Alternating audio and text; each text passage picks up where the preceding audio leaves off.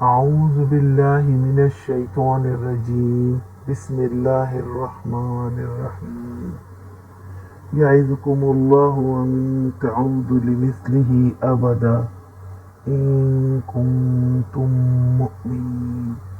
اللہ تم کو نصیحت کرتا ہے کہ آئندہ کبھی ایسی حرکت نہ کرنا اگر تم مومن ہو۔ تہمت جیسے جرم اور اس کی سزا کی تفصیل واضح کرنے کا مقصد اللہ تعالیٰ نے بتا دیا کہ مومن اب دوبارہ کسی ایسے گناہ کا حصہ نہ بنے۔ جھوٹی تہمت سے باز رہیں، اپنی اور دوسروں کی عزت کا خیال رکھیں۔ اس آیت میں صحابہ کرام کو براہ راست ایسی باتوں سے باز رہنے کا حکم دیا گیا ہے اور ان کے بعد والوں کے لیے بھی یہی حکم ہے۔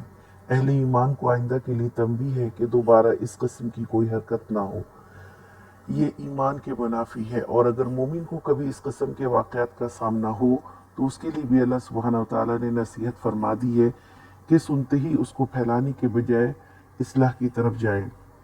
اور یہ سب کون کرے گا؟ جو مومن ہوگا، کیونکہ مومن کی شان ہے کہ وہ نازیبہ باتوں سے اجتناب کرتا ہے، اسے اللہ کی ناراضگی کا خوف رہتا ہے۔